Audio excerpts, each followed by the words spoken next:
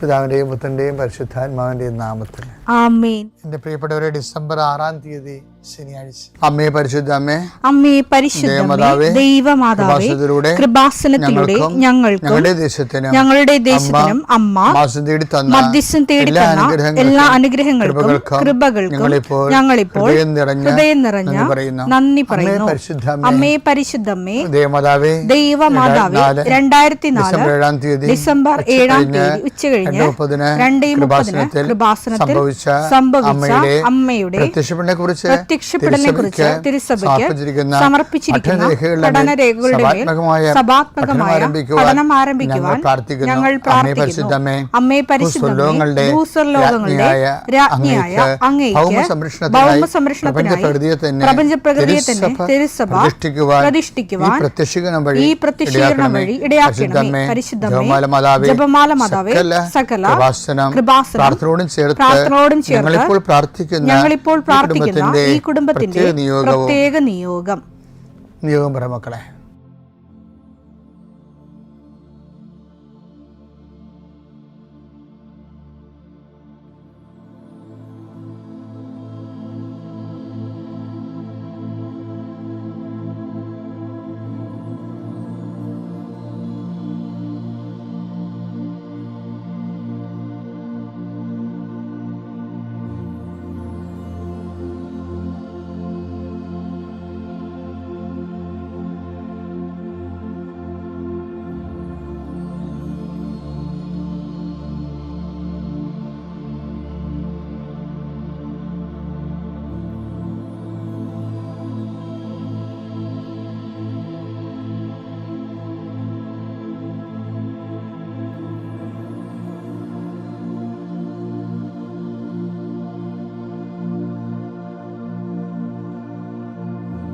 അമ്മയുടെ പ്രത്യക്ഷീകരണത്തിന്റെ ഈ അനുഗ്രഹവേളയിൽ ഞങ്ങൾക്ക് സാധിച്ചു തരുവാൻ കനിയണമേ.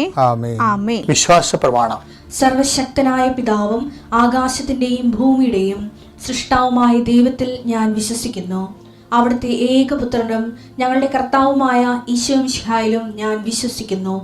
ഈ പുത്രൻ പരിശുദ്ധാത്മാവിനാൽ ഗർഭസ്ഥനായി കന്യകാമറിയത്തിൽ നിന്ന് പിറന്ന് പൊന്തിയോസ് പീലാത്തോസിന്റെ കാലത്ത് പീഡകൾ സഹിച്ച് കുരിശിൽ തറയ്ക്കപ്പെട്ട് മരിച്ച് അടക്കപ്പെട്ട് പാതാളങ്ങളിൽ ഇറങ്ങി മരിച്ചവരുടെ ഇടയിൽ നിന്ന് 3-ാം നാൾ ഉയർത്ത് സ്വർഗത്തിലേക്ക് എഴുന്നള്ളി സർവശക്തിയുള്ള പിതാവായ ദൈവത്തിന്റെ വലതുഭാഗത്തിരിക്കുന്നു.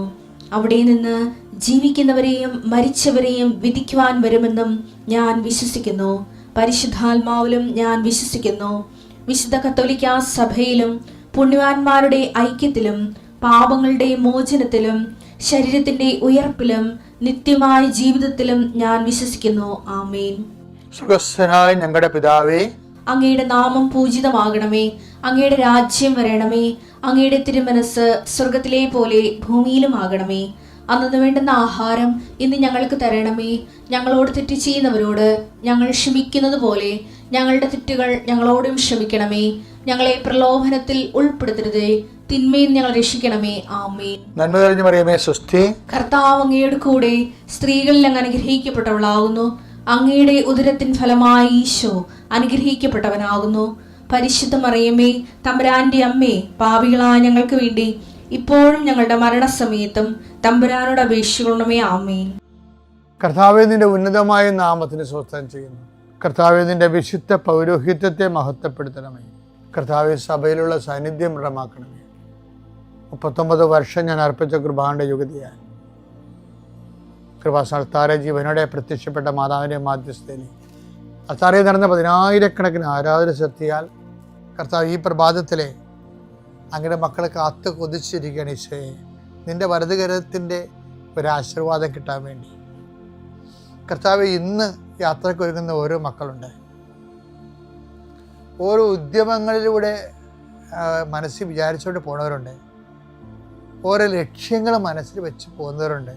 കർത്താവേ, നിന്റെ തിരുമുറുവാർന്ന് ആണിപ്പെടുതാന്ന് വലതുകരം മക്കളുടെ ശിരസ് വെക്കണമേ. അവർ പോകുന്നിടത്തേക്കല്ല, നീ പോകുന്നിടത്തേക്കെല്ലാം ഞാൻ നിൻ്റെ കൂടെ വരുമെന്ന് കർത്താവ് അങ്ങ് പറഞ്ഞിട്ടുണ്ടല്ലോ. ഈശോയെ, അങ്ങയുടെ സഞ്ചാര സാന്നിധ്യം അങ്ങയുടെ മക്കളുടെ കൂടെ ഉണ്ടായിരിക്കണമെന്ന് പ്രാർത്ഥിക്കുന്നു. കർത്താവിൻ്റെ ഉന്നതമായ നാമത്തെ സ്വസ്ഥം ചെയ്യുന്നു. മക്കളില്ലാത്തവരെ ഓർത്ത് പ്രാർത്ഥിക്കുന്നു. ഈശോയെ, ആശുപത്രി കിടക്കുന്നവരെ ഓർത്ത് പ്രാർത്ഥിക്കുന്നു. ഓരോ ബിസിനസ് ചെയ്തിട്ട് തകർന്നു പോകുന്നവരെ കർത്താവ് ഇന്നെങ്കിലും 10 പൈസ കിട്ടുക ഈശോയെ, കച്ചവടം ചെയ്തിട്ട് നിവൃത്തിയില്ലാതിരിക്കുന്നവരുണ്ട്. കന്യൻ്റെ കയ്യിൽ പൈസ അകപ്പെട്ടു പോയവരുണ്ട്. അത് തിരക്കി പോകുന്നവരും ചോദിക്കാൻ പോകുന്നവരുണ്ട്. അപ്പം അവരെല്ലാം അവരുടെ ഉദ്യമങ്ങളെല്ലാം കർത്താവ് കൊച്ചു തോബിയാസിനെ നീ വിട്ടില്ലേ കടങ്ങൾ തിരിച്ചു കിട്ടി മേടിക്കാൻ വേണ്ടി? അതുപോലെ അന്ന് റാഫേൽ മാലാഖനൊക്കെ നീ കൂടെ വിട്ടില്ലേ? ഞങ്ങൾക്ക് നഷ്ടപ്പെട്ടത് തിരിച്ചു വിട്ട മേടിക്കാൻ വേണ്ടി വിടുന്നവരുടെ കൂടെ പരിശുദ്ധമേ നീ കൂടെ വിടണമെന്ന് പ്രാർത്ഥിക്കുന്നു ഈശോ. കർത്താവേ, ഉദ്യോഗത്തിൻ്റെ കാര്യത്തിന് വേണ്ടി പോകുന്നവരുണ്ട്, പഠന കാര്യങ്ങൾക്ക് വേണ്ടി പോകുന്നവരുണ്ട്, ജീവിത വ്യാപാരങ്ങൾക്ക് സാമ്പത്തിക കാര്യങ്ങൾക്ക് വേണ്ടി പോകുന്നവരുണ്ട്, ജോലി സംബന്ധമായ കാര്യങ്ങൾക്ക് വേണ്ടി പോകുന്നത് അവരുടെ എല്ലാം കർത്താവിന് തിരുസേന സമർപ്പിക്കുന്നു. ടെസ്റ്റ്, ഇൻ്റർവ്യൂ, പരീക്ഷ,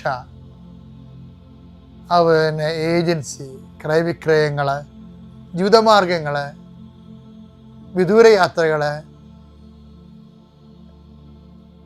അങ്ങനെ ബന്ധുത്വം മുറക്ക് പോകുന്ന വിവാഹ യാത്രകൾ, ഈശോയെ എവിടെയെല്ലാമൊക്കെ പോകുന്നു അവിടെയെല്ലാം അങ്ങയുടെ മക്കളുടെ കൂടെ നീ ഉണ്ടാകണമേ എന്ന് പ്രാർത്ഥിക്കുന്നു. ഇന്നത്തെ മുഴുവൻ യാത്രകളിൽ കർത്താവ് നിൻ്റെ കൂടെ ഉണ്ടാവുകയും മാതാവ് നിൻ്റെ വലതുകരം ഗ്രഹിക്കുകയും സഞ്ചാരി മാതാവ് രാത്രി നീ തിരികെ വരുമ്പോൾ നിന്നെ ആരോഗ്യത്തോടെയും സമാധാനത്തോടെയും സുരക്ഷിതമായി ദൈവം നിന്നെ തിരികെ എത്തിക്കുകയും ചെയ്യട്ടെ. നിത്യം പിതാവും പുത്രനും പരിശുദ്ധാത്മാവും സുരക്ഷിതം നീക്കുവാണ്. എൻ്റെ പ്രിയപ്പെട്ട ഈശോ കൈകാര്യം ചെയ്ത സബ്ജക്റ്റാണ് കളകൾ.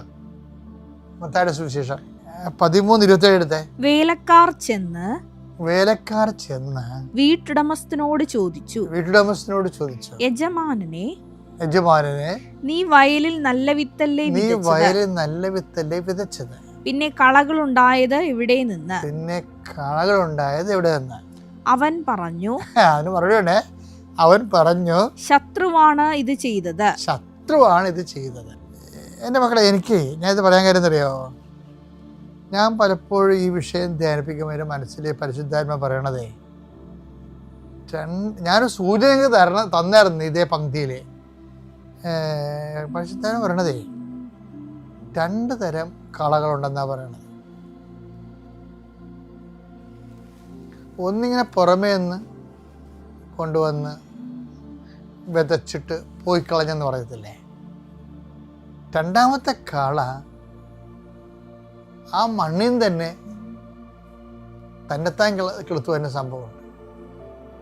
നമുക്കറിയാമല്ല, എത്ര ഉണങ്ങി ഇപ്പോൾ ജനുവരി, ഫെബ്രുവരി, മാർച്ച് മാസങ്ങളൊക്കെ വളരെ ഉണങ്ങി കിടക്കണ പറമ്പാണെങ്കിലും മഴ വന്നു കഴിയുമ്പോൾ 100,000 ചെടികൾ മുളച്ചവനെ കാണാം.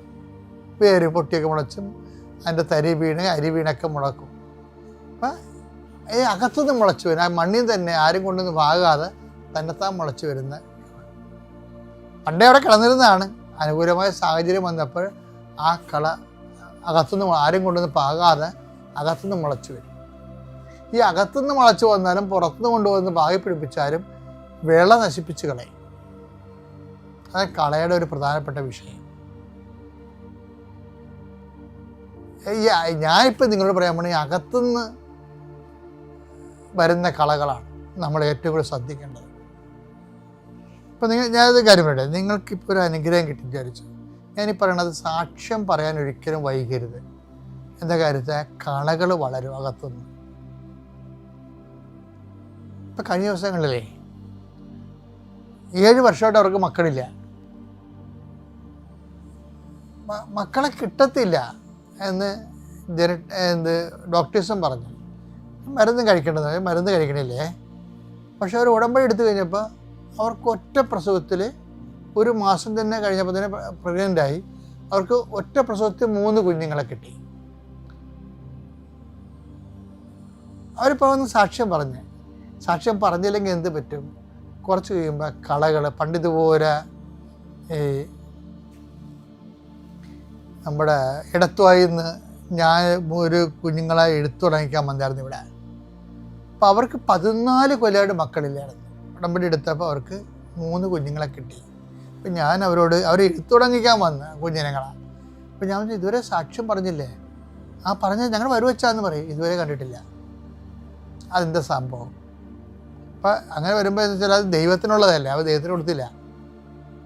അപ്പം എന്താ വിഷയം എന്ന് വെച്ച് കഴിഞ്ഞാൽ, അങ്ങനെ വരുമ്പോൾ കുറച്ച് കഴിയുമ്പോൾ ഈ കളകൾ ഉള്ളിൽ നിന്ന് വളരാൻ തുടങ്ങും. എന്താണ്? അല്ലെങ്കിലും എനിക്ക് PSC എനിക്ക് ജോലി കിട്ടിയേനം, ഉടമ്പടി എടുത്തില്ലെങ്കിൽ കിട്ടിയേനം, അല്ല മറ്റവർക്ക് കിട്ടിയേനെ, കൂട്ടുകാർക്ക് കിട്ടിയല്ല, അവിടെ കിട്ടിയല്ല എന്നൊക്കെ പറഞ്ഞിട്ട് നീ ഉടനെ ദൈവത്തിന് കൊടുക്കാനുള്ള എടുത്തിട്ട് നീ സ്വയമായിട്ടത് നിൻ്റെ കഴിവിലാക്കി മാറ്റും. മക്കളുണ്ടാകണ കാര്യം അതുപോലെ തന്നെയാണ്. സ്ഥലം വിൽക്കണ കാര്യം അങ്ങനെയാണ്. താമസിക്കും തോറും ഉള്ളിൽ കള വളരാൻ തുടങ്ങും. എന്താണ്? മക്കളല്ലെങ്കിൽ കിട്ടിയേനും. അപ്പോൾ ഡോക്ടർമാർ പറയും ഇതൊക്കെ ഇങ്ങനെ അവർ ഇംഗ്ലീഷ് ടെക്നിക്കൽ വാർഡൊക്കെ വന്നിട്ട് ഇങ്ങനെ പറയും. അതായത് വെറുതെ കുറേ നാൾ ഗർഭപാത്രം മക്കളിലെ ഇമ്പോർട്ടൻ്റ് ആയിട്ട് ഇരുന്നിട്ട് പെട്ടെന്നുണ്ടാകാൻ അപ്പോൾ പ്രതിഭാസത്തെക്കുറിച്ച് പറയും. അപ്പോൾ നമുക്ക് അത് ശത്രു കൊണ്ടുവന്ന് പുറത്തുനിന്ന് വിതക്കും.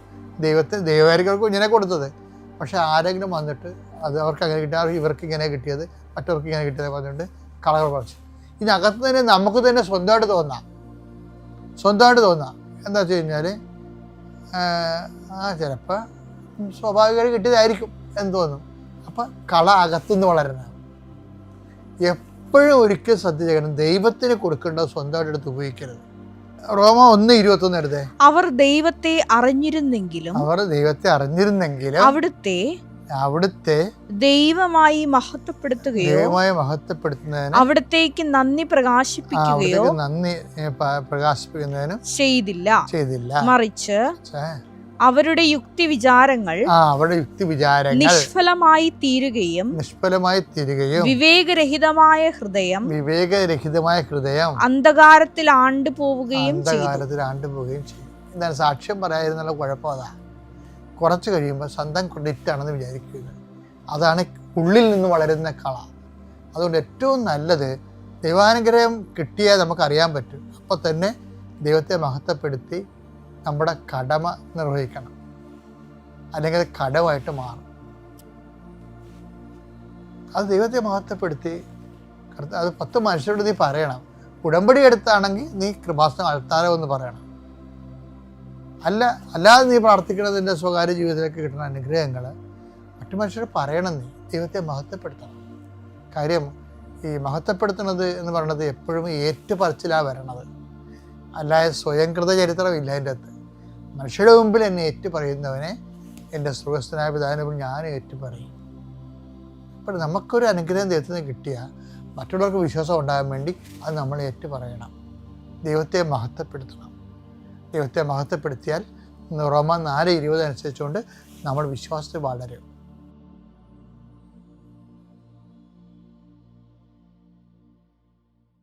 അത്യപൂർവ ദൈവാനുഭവങ്ങൾ ഇനി നിങ്ങൾക്കും സ്വന്തം. ഈ യൂട്യൂബ് ചാനൽ ഇതുവരെ സബ്സ്ക്രൈബ് ചെയ്തിട്ടില്ലെങ്കിൽ ഇപ്പോൾ തന്നെ സബ്സ്ക്രൈബ് ചെയ്യുക. ഈ വീഡിയോ ഇപ്പോൾ തന്നെ നിങ്ങളുടെ സുഹൃത്തുക്കൾക്ക് ഷെയർ ചെയ്തുകൊണ്ട് കർത്താവിന്റെ പ്രേക്ഷിതരാകുക.